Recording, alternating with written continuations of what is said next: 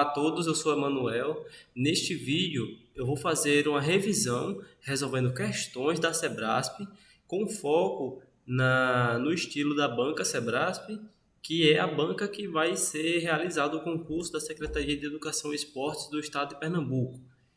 Então, hoje eu vou fazer uma revisão com várias questões de assuntos diferentes. Então, a gente vai poder trabalhar diversos conteúdos que caem e são questões da Sebrasp.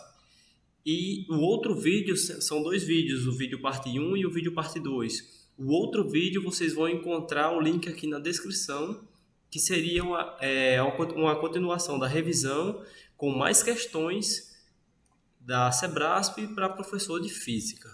Então vamos lá.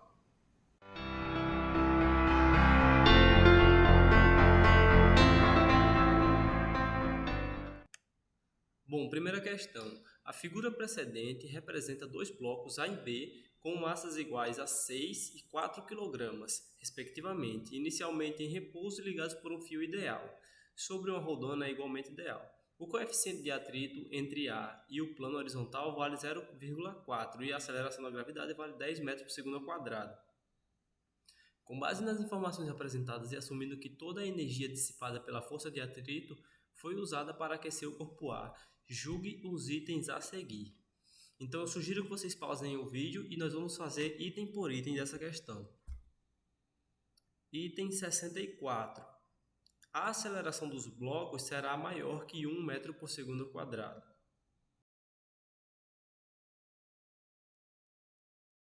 Para resolver esse item, nós devemos lembrar que aqui é o corpo A, aqui tem a rodana, aqui é o corpo B, certo? B e A. Devemos anotar todas as informações que foram dadas no problema.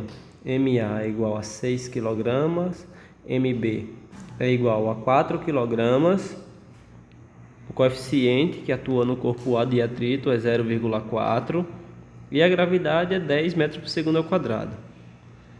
Então, a gente deve utilizar aqui, como vocês devem já suspeitar, a segunda lei de Newton. Então, para o corpo A, nós teremos que massa vezes aceleração é igual a tração menos μ vezes m vezes g. Ou seja, utilizando a segunda lei de Newton, nós temos que a tração, que é a força que está puxando o corpo A, adotando esse sentido de movimento, ela é menos a força de atrito, certo? Porque a força de atrito é o que está segurando o corpo A. Para o corpo B, nós temos que massa vezes aceleração é igual a força peso do corpo B, não é? Menos a tração, tomando o sentido de movimento ali, como eu desenhei, igual a seta. Então basta agora a gente somar essas equações e nós vamos obter que A é igual a G MB menos MA vezes μ, certo? Isso daqui tudo sobre MA mais MB. Substituindo os valores, G vale 10, MA mais MB vale 10, vezes MB é 4, MA é 6 e μ é 0,4. Então, efetuando essa conta aqui, você vai obter 1,6 metros por segundo ao quadrado. Portanto, o gabarito da questão 64 é certo. Item 65. A tração no fio é igual a 33 kg/força. Bom, para calcular a tração, a gente vai substituir o que nós obtemos no item A, certo? Que é a aceleração, e vamos utilizar uma das relações acima. Então, utilizando a relação do corpo B, isso é MB vezes A, MBG menos T, a gente obtém que dessa relação a gente quer encontrar o T. Então, T é igual, ele vai para lá positivo, vai ficar MB em evidência, G menos A, que vai dar a massa do corpo B, 4, vezes G menos A. O G vale 10 e o A vale 1,6, Então, isso aqui vai dar 8,4. Portanto, a gente tira que a tração é igual a 33,6 newton. Isso daqui é aproximadamente 3,36 kg-força. Portanto, o item 65 é um item errado. Item 66. A presença do atrito entre o corpo A e o plano horizontal altera o valor da força normal atuando sobre esse corpo. Bom, para resolver o item 66, a gente deve saber que esse é um item conceitual. Lembrando que no corpo A, as forças que atuam são a força peso, a força normal, a força de atrito e a tração. Mas veja que a força de atrito é uma força que atua apenas na horizontal. Então ela não tem capacidade de alterar o valor da força normal. Portanto, esse é um item errado. Item 67. O trabalho realizado pela força de atrito para mover o corpo A por uma distância d sobre o plano horizontal é igual ao trabalho realizado pela tração atuando no corpo A. No item 67, a gente precisa avaliar o trabalho. Mas veja que se o trabalho for o mesmo, como diz o item, então a força de tração deve ser igual à força de atrito. Ou seja, se o trabalho da força de atrito fosse igual ao trabalho da tração, da força de tração, então isso aqui necessariamente precisaria que a força de atrito fosse igual à força de tração, o que não geraria nenhum movimento, o corpo ia ficar estático. E além disso, a força de atrito ela é diferente da força de tração. A força de tração nós já calculamos, e a de atrito é fácil de calcular. Então vocês podem verificar que elas são diferentes. Então esse item está errado. Item 68. Se o corpo A é feito de material que apresenta calor específico igual a 378 Joule por kg/C, ou seja, o cobre, então após ele ter sido arrastado por 1 centímetro, sua temperatura terá aumentado em mais de 0,1 milésimo de kelvins. Bom, como dito na questão, a energia dissipada pela força de atrito foi utilizada para aquecer o corpo A. Então, no item 68, a gente vai precisar aqui transformar o trabalho da força de atrito em quantidade de calor. Então, daqui nós temos que quem é a quantidade, o trabalho devido à força de atrito? É a força de atrito vezes o deslocamento. Né? A força de atrito é mg, o deslocamento é d. E a quantidade de calor é mc ΔT, certo? Então aqui a gente simplifica e a gente pode isolar aqui o ΔT, certo? Dessa relação nós obtemos que ΔT é igual a μ vezes G vezes D sobre calor específico. Portanto, substituindo aqui os valores, nós vamos ter o seguinte: 0,4 vezes 10 vezes 0,01, já convertendo para o Sistema Internacional de Medidas, vezes 378.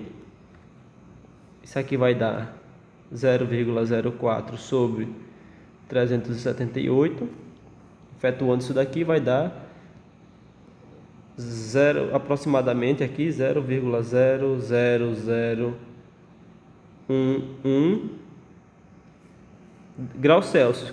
Mas a escala de variação de graus Celsius é a mesma escala de variação de Kelvin. Então a gente também pode dizer que isso aqui é 0,00011 K, certo? A escala de variação de Celsius ela é centígrada, ela vale 100 graus, a de Kelvin também. Então quando a gente calcula ΔT é o mesmo. Bom, então isso daqui, perceba que isso daqui é igual a 0,11 milésimo, né, milikelvin, certo? Então isso daqui realmente é maior do que 0,1. Isso aqui é maior do que 0,1 milésimo, milikelvin. Portanto, o item 68 é um item correto. Item 69. Todo o calor armazenado no corpo A por causa da força de atrito, será perdido, não podendo ser usado para a realização de trabalho mecânico. Bom, o item 69 diz que o calor não poderia, o calor armazenado no corpo A, não poderia ser utilizado para a realização do trabalho mecânico, né? Esse item está errado. Por quê? Isso é o princípio de funcionamento da máquina térmica. A gente utiliza calor para realizar o trabalho mecânico. Inclusive, qualquer conversão de energia é possível, certo? O que não se pode é violar o princípio de conservação de energia. Então, esse item está errado e vamos para a próxima questão. A figura 1 mostra 4 fios condutores idênticos, de coeficiente de dilatação linear alfa, ligados na forma de um quadrado. E a figura 2 mostra uma chapa quadrada, de lado igual ao lado do quadrado da figura 1, feito do mesmo material e homogêneo. Com base nessas informações, julgue os itens a seguir. Então, eu sugiro que vocês pausem, tentem resolver e vamos resolver item por item. Item 70. Considerando que os dois objetos estejam inicialmente a uma mesma temperatura, se a temperatura de ambos for homogeneamente aumentada em ΔT graus Celsius, a área do quadrado feito de fios aumentará mais que a área da chapa quadrada. Temos a figura 1, que são 4 fios, e a figura 2 é uma chapa totalmente preenchida, certo? 2. O coeficiente de dilatação linear para cada fio da figura 1 é alfa, mas para a figura 2 nós temos uma superfície, então o coeficiente vai ser beta, que é igual a 2 alfa, certo? Essa aqui é a relação do coeficiente de dilatação superficial. Para a figura 1, que nós temos ali um conjunto de 4 fios, a gente precisa calcular a dilatação linear em cada fio, para a gente poder ter a nova área.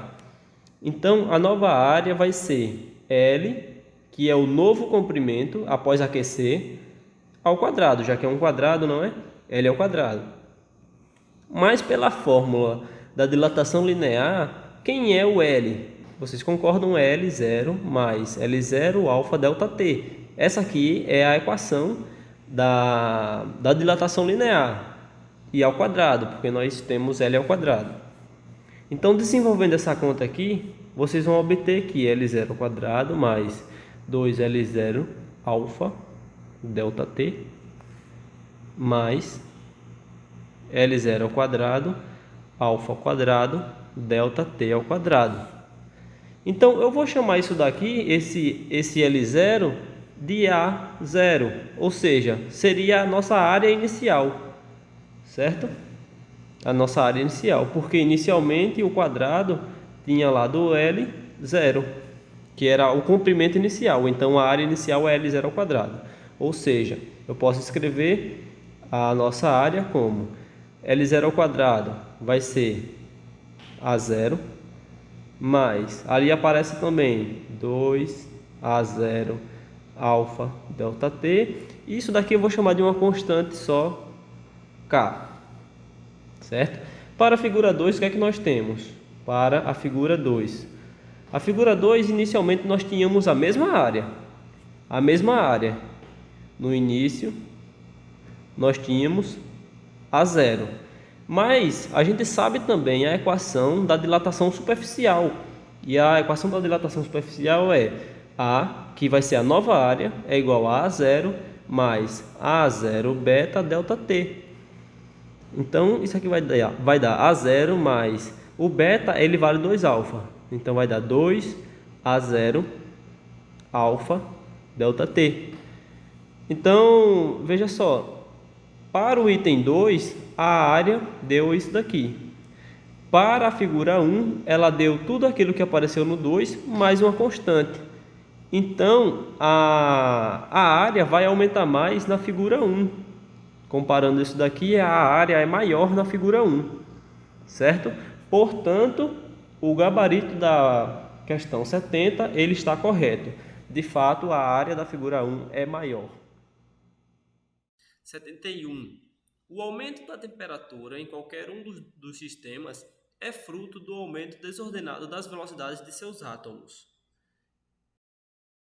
Ok, a questão 71 é uma questão conceitual e ela fala que o aumento da temperatura seria fruto das velocidades desordenadas dos átomos. Isso, de fato, é definição do conceito de temperatura. Então, portanto, o item está correto. Lembrando que a temperatura ela mede o grau de agitação das moléculas e essa agitação está associada às velocidades das moléculas que são distribuídas de forma desordenada. Nós não temos uma velocidade única. Ok? Então, o item 71 está correto. Item 72. Se houvesse um furo quadrado na chapa, ao aquecer-se essa chapa, a área do furo seria aumentada exatamente na mesma proporção do aumento da chapa. O item 72 está correto porque a chapa ela é homogênea, como foi dito na questão. O gabarito é correto. Isso só não seria possível se a chapa fosse feita de material de composto, né?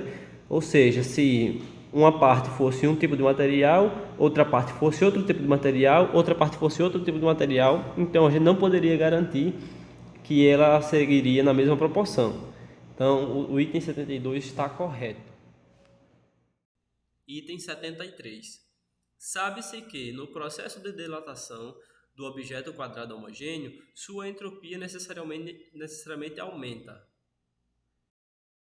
Para verificar se a entropia aumenta, nós devemos lembrar lá da relação de Clausius, onde ΔS é igual a dQ sobre T. Então a gente pode lembrar aqui, né? ΔS é igual. Quem é ΔQ? É mc dt sobre T. Então a variação de temperatura, se ela aumenta, proporcional também aumenta a entropia, certo? Então isso mostra que o item 73 está corretíssimo. Item 74. Ao se colocar os objetos das figuras 1 e 2 imersos em um líquido qualquer, estando ambos totalmente afundados, o empuxo sobre o objeto da figura 1 seria maior que o empuxo sobre o corpo da figura 2.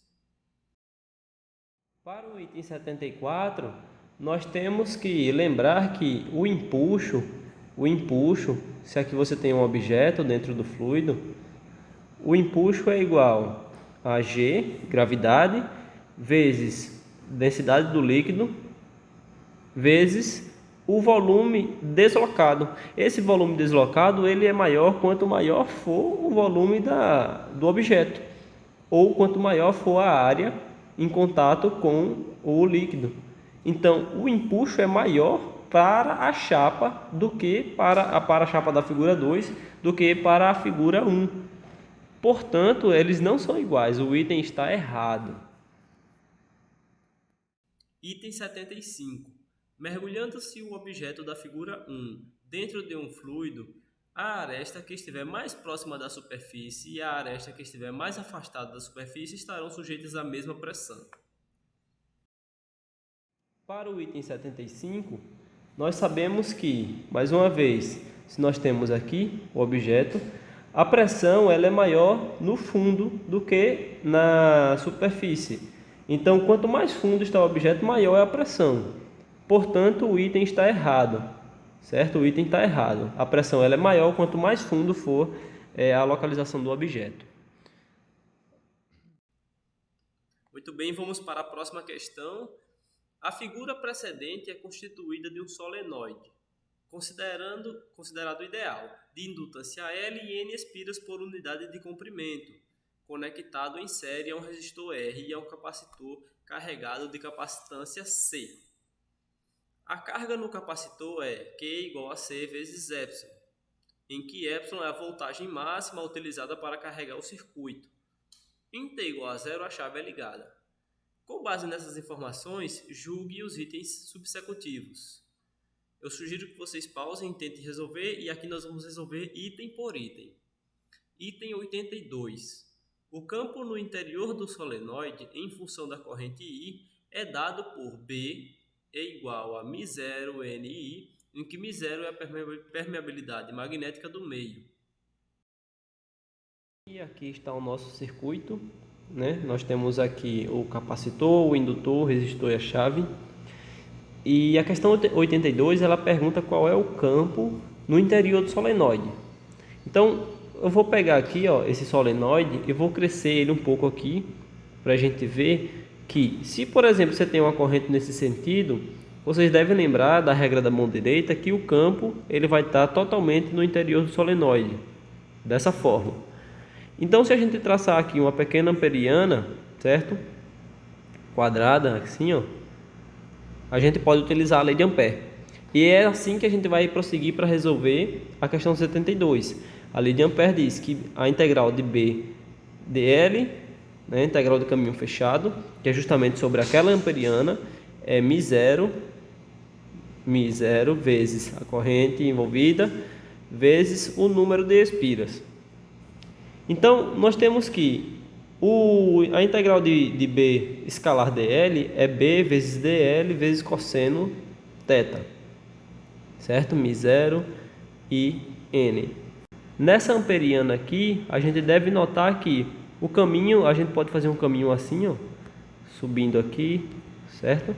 E o campo, ele está nessa direção aqui dentro, certo?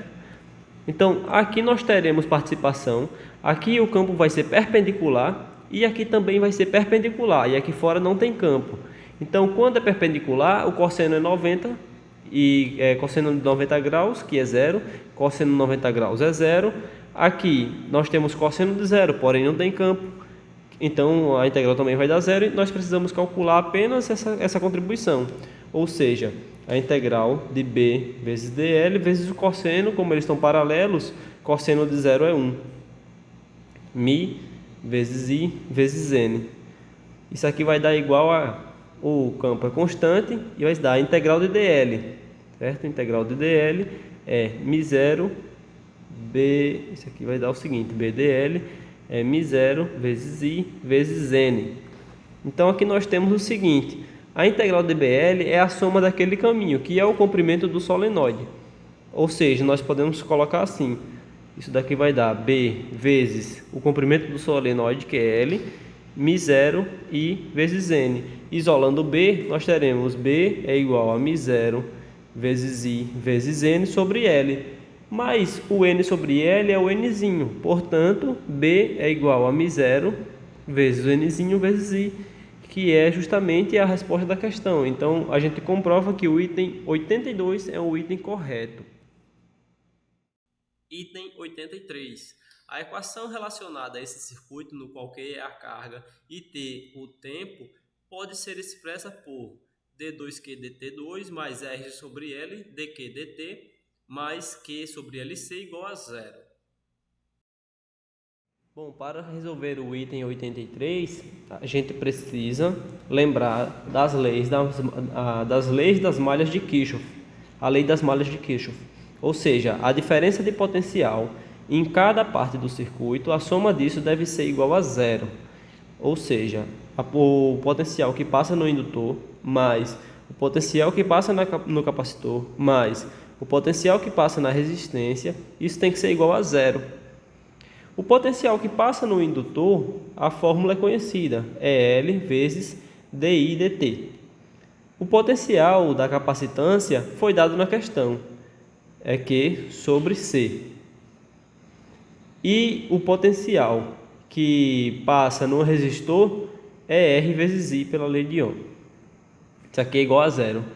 Veja que I é igual a dq dt, certo? Então a gente substitui isso aqui no lugar do I, divide todo mundo por L, e a gente consegue encontrar que d2q dt2 mais R sobre L dq dt mais Q sobre LC é igual a zero. Ou seja, nós mostramos que o item 83 é um item correto. Item 84. Considerando no circuito apresentado a situação em que existe apenas o capacitor carregado e a resistência, quando a chave é ligada, o comportamento da carga Q em função do tempo t é dada por Q igual a Q0 vezes t. Para o item 84, nós temos um circuito RC. Então, usando mais uma vez a lei das malhas de Kirchhoff, nós temos agora apenas o RC, o resistor e o capacitor, ou seja, o potencial no capacitor mais o potencial no resistor tem que ser igual a zero. Quem é o potencial no capacitor? Foi dado na questão, é Q sobre C, mais o potencial devido à resistência, lei de Ohm, isso aqui vai dar R vezes I igual a zero. Então, vamos lembrar que o I ele é dq dt, não é? I é igual a dq dt. Portanto, nós temos que dq dt é igual mais Q sobre RC é igual a zero. Perceba que eu já dividi aqui todo mundo por R. Dividi todos os termos por R e substituí I igual a dq dt. Então, dessa equação aqui, nós temos que dq sobre... Veja que você pode passar para lá um termo, né? Nós vamos ter dq sobre Q é igual a menos 1 sobre RC dt. Basta você integrar ambos os lados. Integra aqui. Nós temos a integral do lado esquerdo é um ln de Q, uma integral indefinida, né? Vai sobrar uma constante lá na frente. A integral de dt é o próprio t, menos t sobre rc, mais uma constante da integração indefinida. Agora você aplica a exponencial aqui em ambos os lados, né? Aplica a exponencial aqui e aplica a exponencial aqui. A exponencial do ln vai dar a própria carga e a exponencial daquele termo todinho vai dar a exponencial de menos t sobre rc mais k. A soma no argumento vira a multiplicação de exponenciais, então vai dar exponencial de k vezes exponencial de menos t sobre rc. Essa exponencial de k a gente pode chamar de um Q0, certo?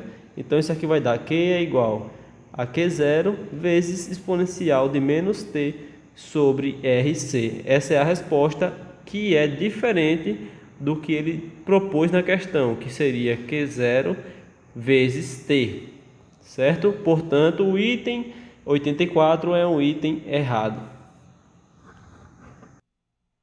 Ok, vamos para mais uma questão. As cordas de instrumentos musicais, como violino, violão, harpa, etc., quando vibram, produzem ondas transversais que, supondo-se as refletidas nas extremidades, originam uma onda estacionária. Considerando que uma corda de violão de comprimento L, submetida a uma força de tensão T, seja posta a vibrar com pequena amplitude, julgue os itens a seguir. Então vamos resolver item por item. Item 85. Quando a corda estiver vibrando em seu harmônico fundamental, o comprimento de onda na corda será igual a 2L. 85.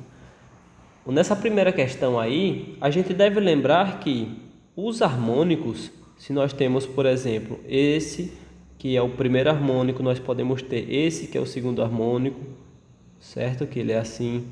O terceiro harmônico nós temos esse. E assim por diante. Então, a distância disso daqui é um L. Agora, veja só que nesse primeiro caso, nós temos apenas metade do comprimento de onda. Então, aqui nós temos, nesse caso, L sendo metade do comprimento de onda. Nesse caso aqui, o L ele vale o comprimento de onda todo. Nesse outro caso aqui, ele vale um comprimento e meio, ou seja, 3 meios de lambda. Olhando por essa lógica, a gente conclui que o comprimento de onda ele é um número inteiro vezes lambda sobre 2, onde n igual a 1 vale o harmônico fundamental, n igual a 2 vale o primeiro harmônico e assim sucessivamente. Então, a gente tem essa relação aqui para o comprimento de onda da corda, certo? Então, daqui nós tiramos que para o harmônico fundamental, n é igual a 1. Se n é igual a 1, então L é igual a lambda sobre 2. A gente passa aqui o 2 para cima, então nós vamos ter que lambda é 2 vezes L. E assim a gente confirma que o item 85 é um item correto. Item 86.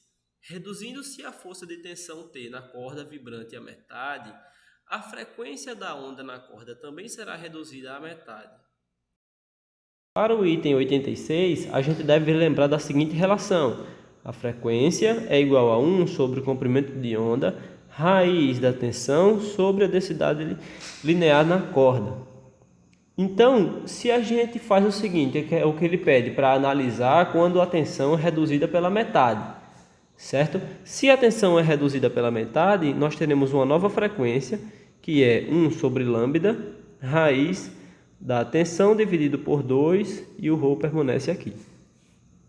Então, perceba que essa tensão, elas diferem uma da outra por um fator de 1 raiz de 2. Ou seja, se a gente dividir uma pela outra, a gente vai obter que F é igual a F vezes 1 sobre raiz de 2. Ou seja, ela não será metade, ela será com 1 sobre raiz de 2. Portanto, o item 86 está errado. Item 87. Se a densidade linear da corda vibrante fosse maior, o som produzido pela corda seria mais agudo. Para o item 87, a gente utiliza a mesma relação. A frequência é 1 sobre lambda, raiz da tensão sobre a densidade. Então, a gente percebe, utilizando essa mesma relação, que se a gente aumenta aqui o valor de ρ, então a frequência diminui. Se a frequência diminui, indica que o som é mais grave, certo? Mais grave e não mais agudo, como diria a questão. Então, esse item está errado. Item 88. Se a força de tensão T sobre a corda vibrante sofrer uma variação dt muito pequena, a variação relativa de frequência dF sobre F será a metade da variação relativa da força de tensão dt sobre T. Para o item 88, vamos partir mais uma vez dessa mesma relação, aqui, ó, que nós já tínhamos antes, e aqui a gente vai tentar isolar a tensão. Fazendo isso, nós vamos ter que isso aqui é igual a lambda ao quadrado, ρ, frequência ao quadrado. Então, tomando a diferencial aqui dessa relação, nós teremos que dt é igual a 2 lambda ao quadrado, ρ, f df, certo? Tirei a diferencial em relação a f. Ok? Ok. Com isso, agora a gente faz o seguinte. Nós temos essa relação e nós temos essa relação. Divida uma pela outra, certo? Nós teremos aqui dt sobre t, vai ser, quem é dt? 2 lambda ao quadrado, ρ, f df. Quem é t? Lambda ao quadrado, ρ, f ao quadrado. Ou seja, a gente corta os fatores comuns aqui e nós vamos obter que dt sobre t é igual a 2 df sobre f, que é exatamente, ou se a gente passar esse 2 para o outro lado, vai dar 1/2, como ele falou na questão. Então, esse item está correto. Item 89. Reduzindo-se o comprimento de onda L da corda vibrante à metade, o som produzido pela corda será mais grave. Bom, então vamos lá. O item 89, a gente resolve mais uma vez utilizando a mesma relação. 1 sobre lambda é raiz de t sobre ρ. Só que aqui a gente vai trocar, lembrando que o lambda ele vale 2L, pegando lá a primeira relação, vale 2L sobre N, e a gente substitui, utilizando essa relação aqui, que a gente já viu no primeiro item, a gente substitui na frequência e nós vamos obter que a frequência agora vai ser N sobre 2L, raiz de T sobre ρ. Então, daqui a gente vê que se o L diminui, a frequência aumenta. Então, se a frequência aumenta, o som vai ficar mais agudo e não mais grave, como informava no item 89. Portanto, o item está errado. Item 90. Se a corda estiver vibrando em seu harmônico fundamental, todos os pontos vibrantes estarão em um movimento harmônico simples de mesma frequência e mesma fase. Bom, para o item 90, vamos lembrar que se a corda está vibrando no seu harmônico fundamental, então ela está vibrando dessa forma, certo? De fato, todos os pontos andam juntos. Se um sobe, outro sobe, se um desce, outro desce, o que não ocorre, por exemplo, no primeiro harmônico, que é esse daqui. Então, esse daqui, se esse ponto aqui, por exemplo, está descendo, esse aqui está subindo, certo? Então, de fato, como se trata do primeiro harmônico, a frequência e a fase é a mesma, pois os pontos andam juntos. Então, a gente conclui que o item 90 é um item correto. Bom, muito bem. Essas foram as questões dessa revisão. Eu sugiro vocês verem o outro vídeo, cujo link está na descrição. E também se inscrevam no canal e vejam outras coisas que eu coloco na descrição do vídeo, que muitas vezes eu coloco materiais, links de materiais importantes e outros links do canal. Bem, muito obrigado. Até a próxima.